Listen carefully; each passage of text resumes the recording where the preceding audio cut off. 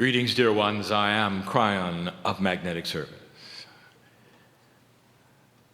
And so we are here again.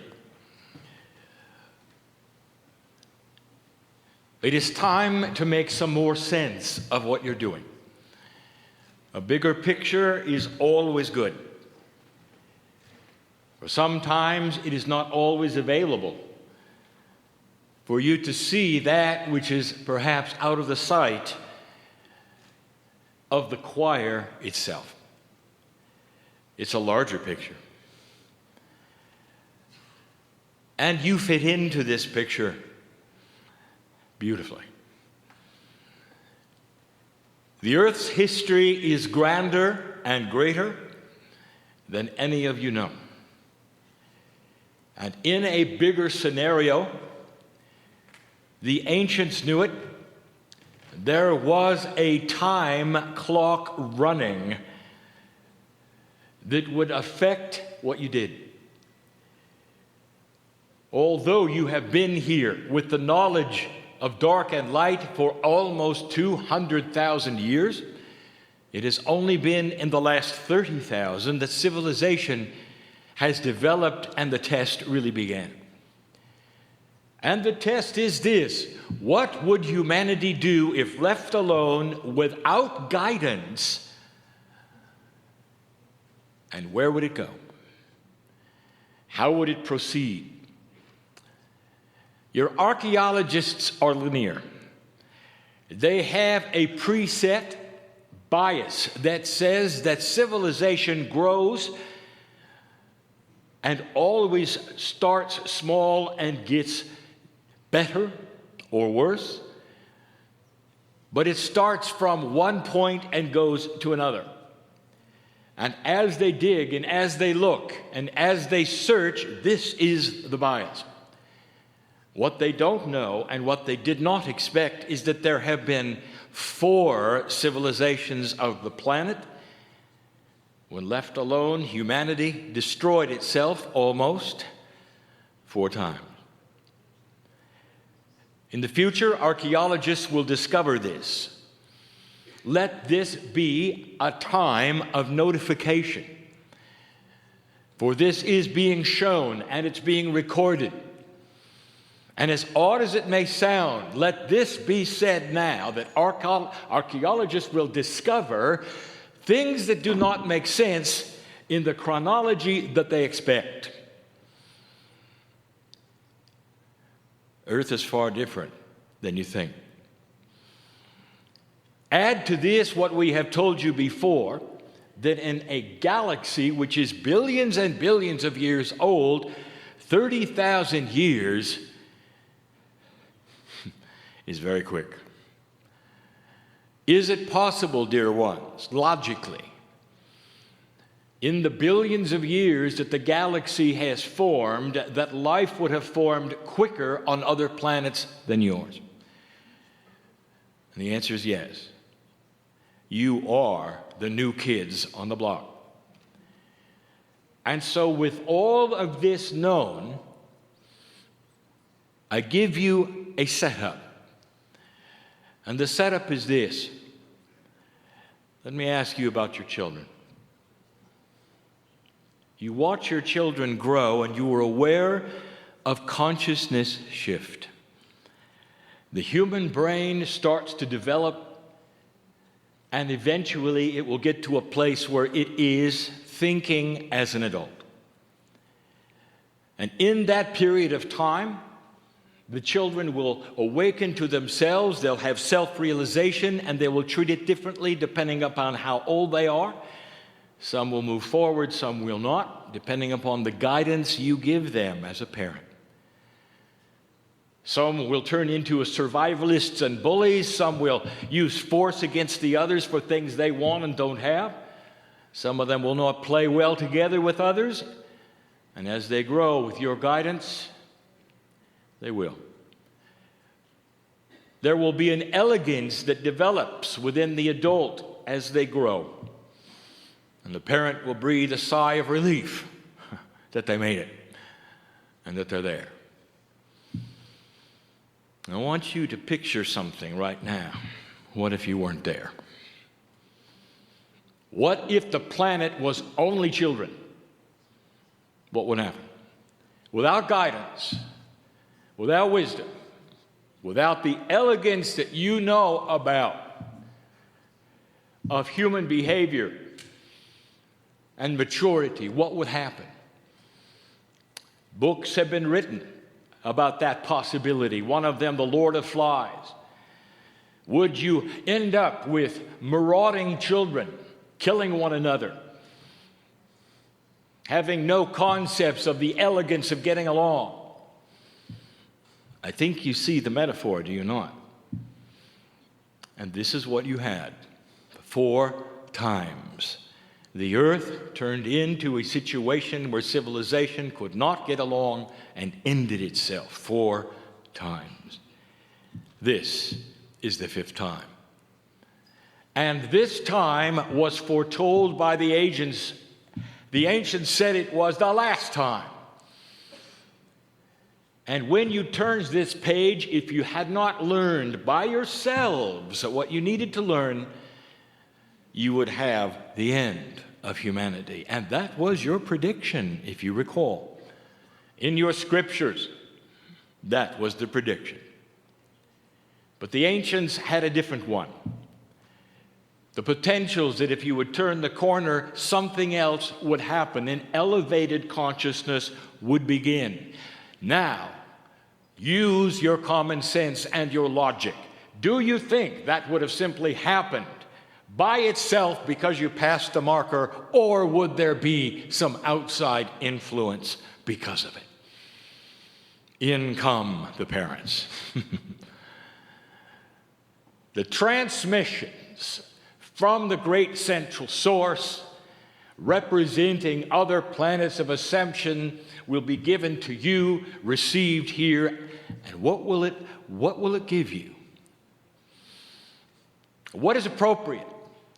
What would you give if you found a tribe that had never advanced, that was thousands of years old, had never heard of anything else on the planet, and were losing their population due to disease and death and bad water and all the other things, and you suddenly found them? What would you give them?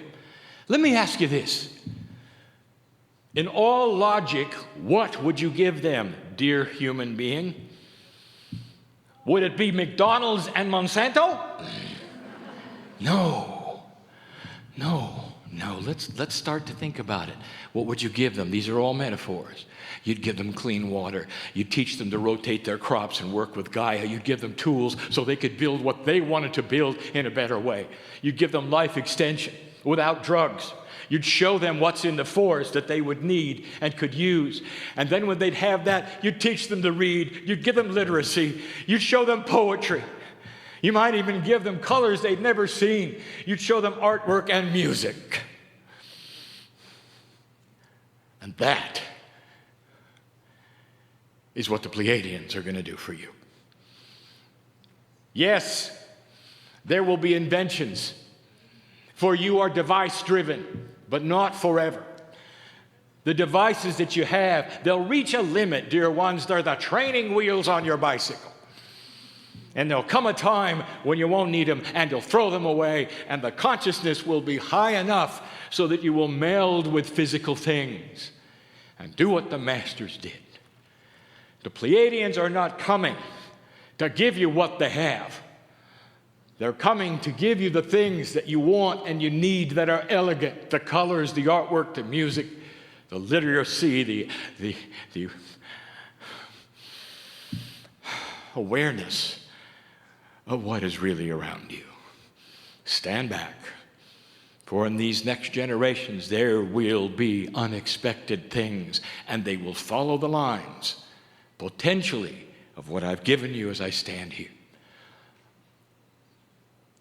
The news that I give today will remain long after the corporeal body of this man is gone. And I want science to trot it out and look at it. And maybe this will not be quite as spooky then, and maybe this will not be full weird at all. Maybe this will be the truth. Indeed.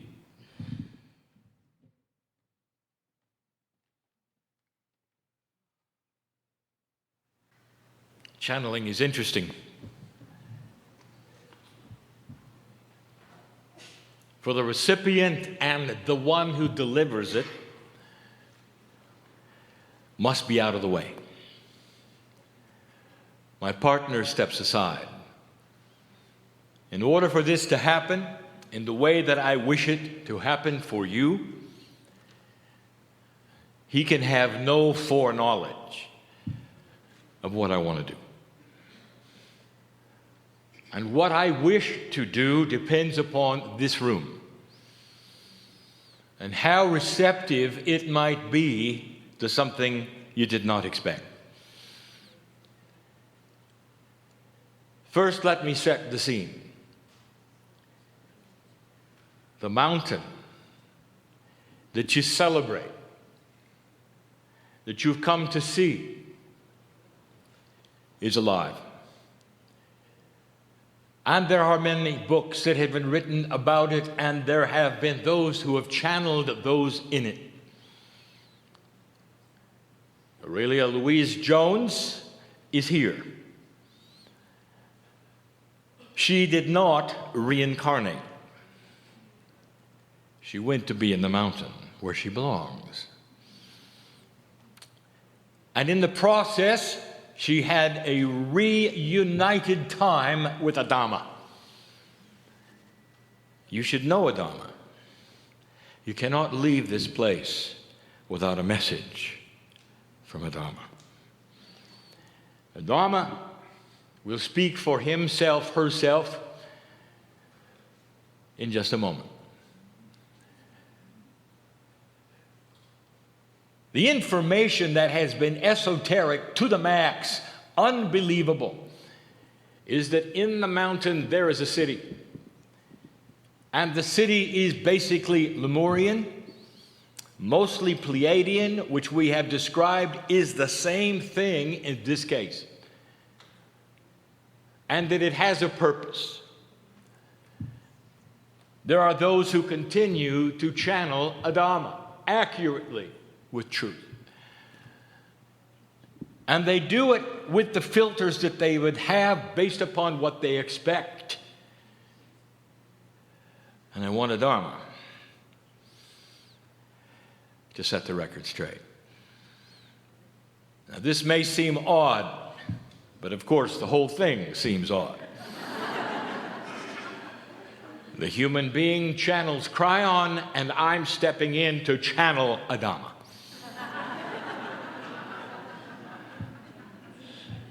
You see, Adama is not on the other side of the veil. You see, Adama is alive. Adama has what we would call a quantum consciousness that always was and will be as long as Adama wants it. Now, does that sound like a Hebrew prophet to you who could choose the moment of ascension when he was finished? This is a quantum attribute. Imagine life as long as you wish it to be, either corporeal or not, and a transition on your schedule. Does that sound odd to you? It sounds like it would be miraculous. Only angelic beings can do a thing like that. Really? Or perhaps it's simply high consciousness. Just for a moment or two, let us see what Adama has to say.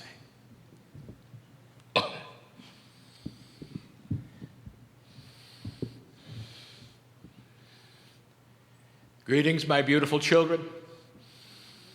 I am Adama, and we have expected you.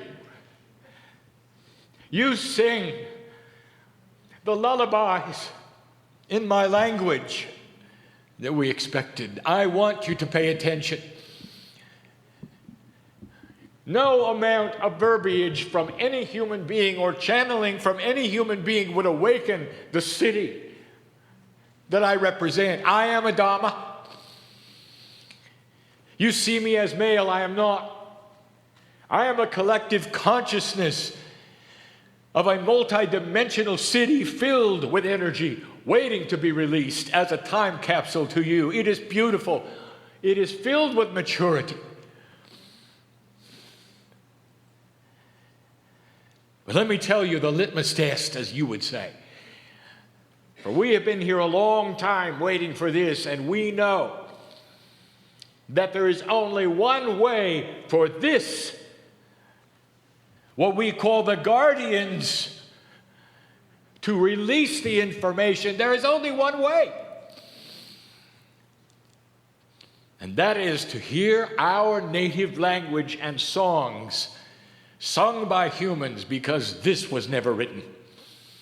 This was never to be discovered. It doesn't exist on the planet. It had to come.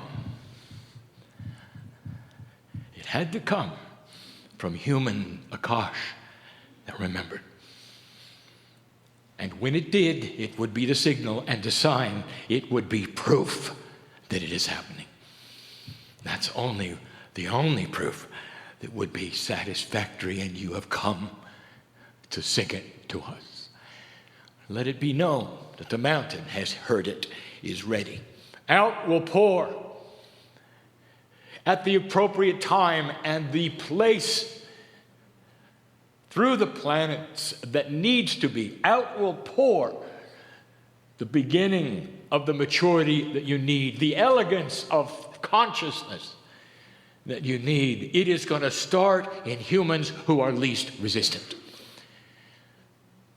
And those will be those who are young, who have not made up their mind whether this is silliness or whether it's real. And out will flow then the abundance of the maturity that we have for you. And it will be given in whatever scenario of time you create of receptibility and resilience. As you sit here, listen, I am a Dhamma. As you sit here, I know things, I will tell you things on this planet right now. Right now. There are things taking place as you sit here where the old energy wishes you to leave the building and watch the news and say, it can't be real because look what's going on the planet. There are pockets of old energy that know about this mountain and that will create pockets of disruption and war so that you will believe that it is not true. They don't have a chance. They don't have a chance. Not with you here.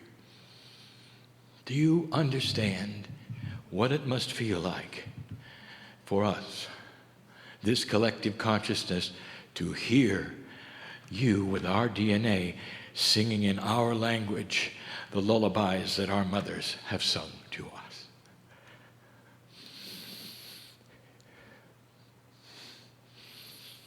Thank you. Finally, it is time. I am a Dhamma. Thank you. Today, the mountain celebrates.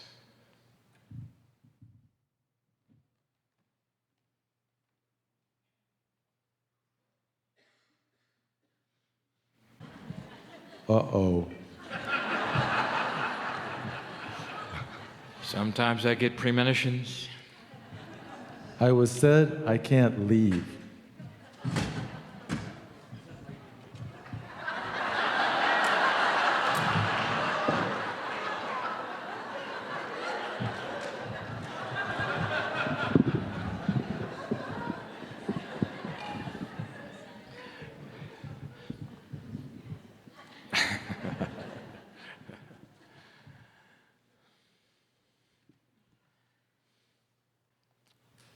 My partner steps aside.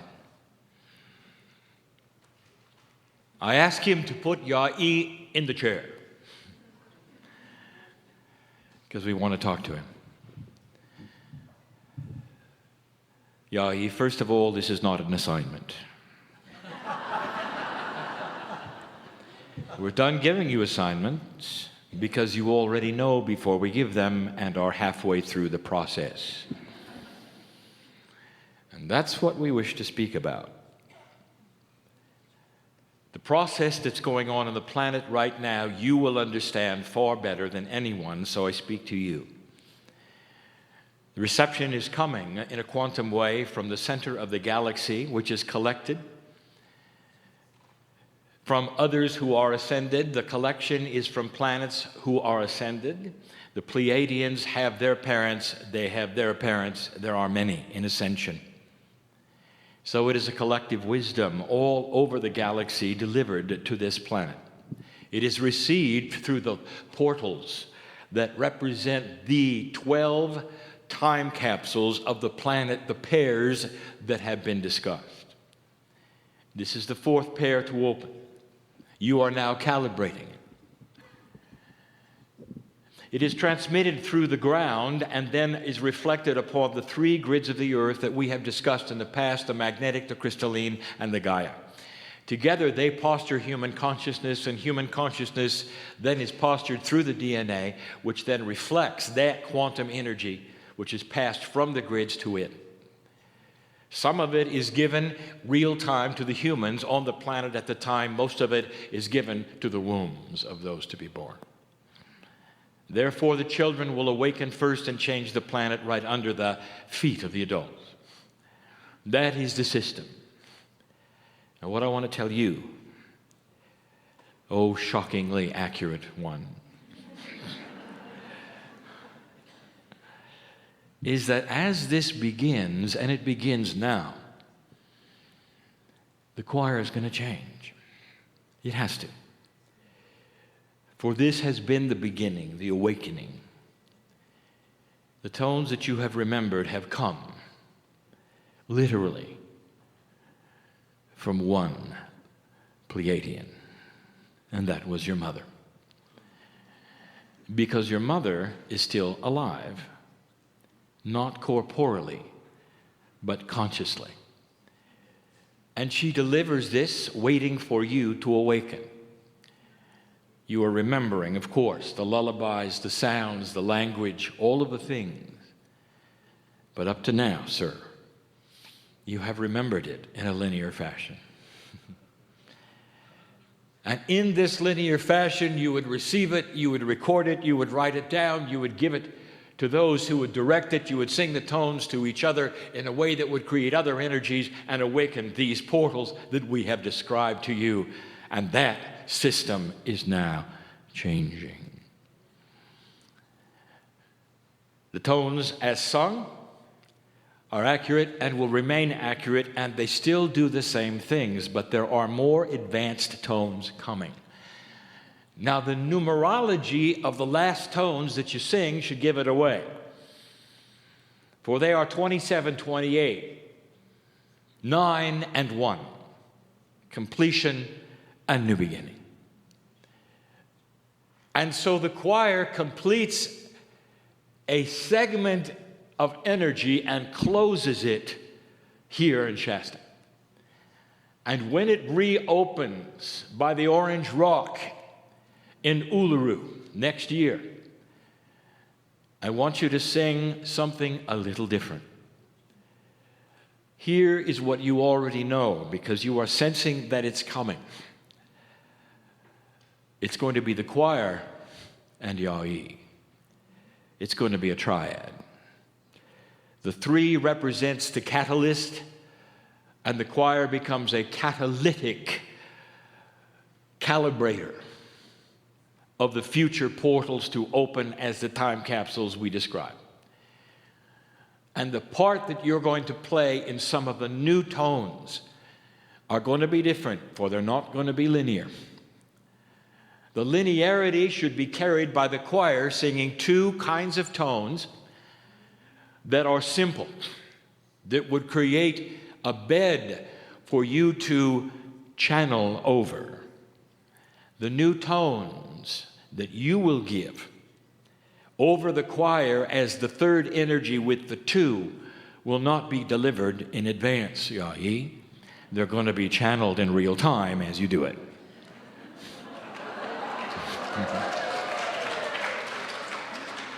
You knew this was coming. It's not an assignment. And I know you're comfortable with it, sir, because you're already doing it. You have noticed something with the tones that you have been given in the last few months, that they're never the same way twice.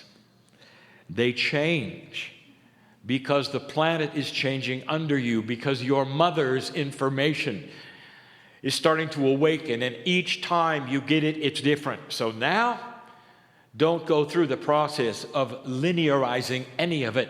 Don't even write it down. Just stand and deliver. You are the one, Yai, to do this. And I know you will. Blessings.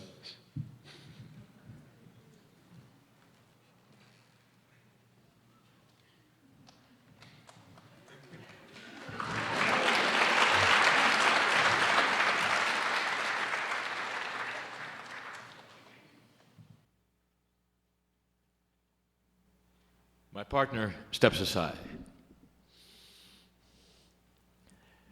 All through these last 2 years, I have attempted to demystify the kinds of things that are happening now on the planet that seem odd. If someone were to attend this and they were not familiar with the energies, they wouldn't understand. And so I want to turn again to history. I want to remind you of something. There is a profundity happening right now with the indigenous of this planet that reflects the ancient prophecies of over 4,000 years. And 4,000 years is simply how long ago they knew they existed, but they've existed for 10. For even the Sumerians had this prophecy. And the prophecies come together now on the planet synchronistically. They echo what the Mayan calendar said indeed would happen. The end of the long count represented the end of the calendar completely. So terminal was it that it could not be revised. A new calendar had to be put in place. It has many names, for the ancients were not able to connect together to give it a common name, but the prophecies were the same. The prophecy of the eagle and the condor representing a higher consciousness, a softer earth. The awakening of the puma, the movement of the kundalini. It continues and continues. North America, South America, all over the planet.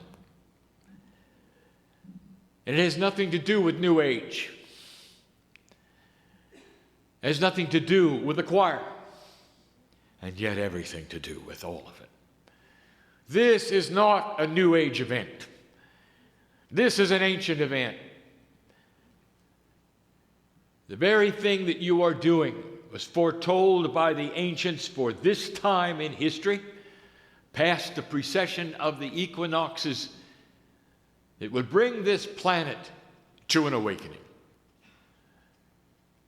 And I want to remind all of those who would watch this in disbelief or not understand what this was all about. It is the fulfillment of a prophecy that is not published well, but will be. For the ancients are getting together, and the indigenous are starting to realize that the prophecies that they've all had all over the planet are the same one.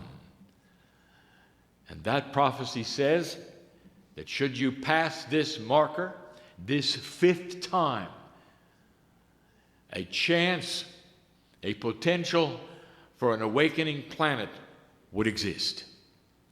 That is not from Cryon. That's from civilization.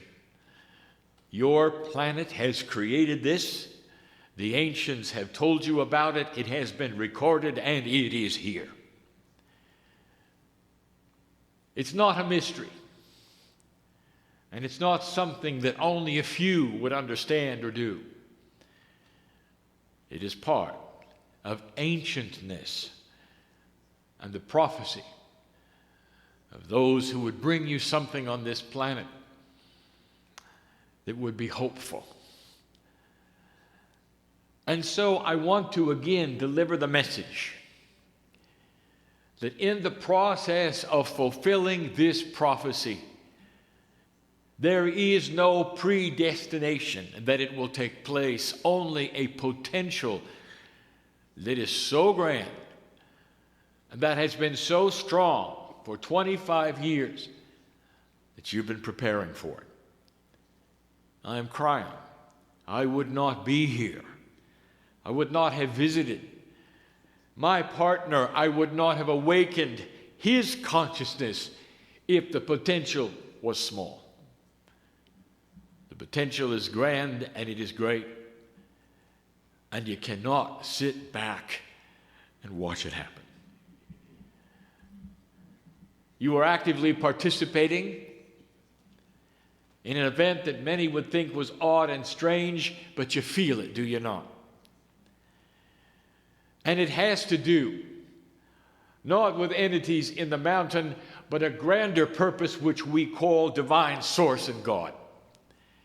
Is it possible that the master physicist of the universe is involved in your life? Is it possible that the master physicist of the universe is involved in the ascension planets that are trying to speak to you and will eventually, if you let them?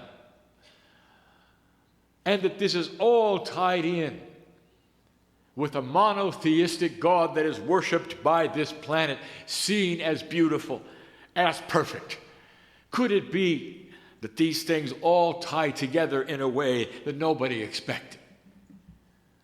And that it's intuitive. And that there would be those from all lands who could relate to this prophecy from all lands. And that the North would meet the South, bringing together, finally, the consciousnesses of politics, business, religion, government, into a softer existence where they can see one another differently and get along. This is why you're here. It's not New Age. It's not a group of fanatics singing funny tones, and that's what you'll be told. Indeed, it is the love of God personified in a quantum way that so many people cannot see or enjoy or feel. Human beings are so quick to feel the emotions of love and not understand them and accept invisible forces, and yet they will draw the line at this. Well, it's time to get out of the bubble and see what this truly is. It is a magnificent manifestation of everything the ancients told you you could do and what would happen if you put your mind to it. I want you to go from this place. Enjoy the sun on your face. You may even sing to the mountain if you choose. For they have seen what you have done this day, and now they're ready to celebrate with you. Let the calibration be finished. And let the nodes and the mole come together that were created for this purpose on this day in year one. It is done. And you have done it. And so it is.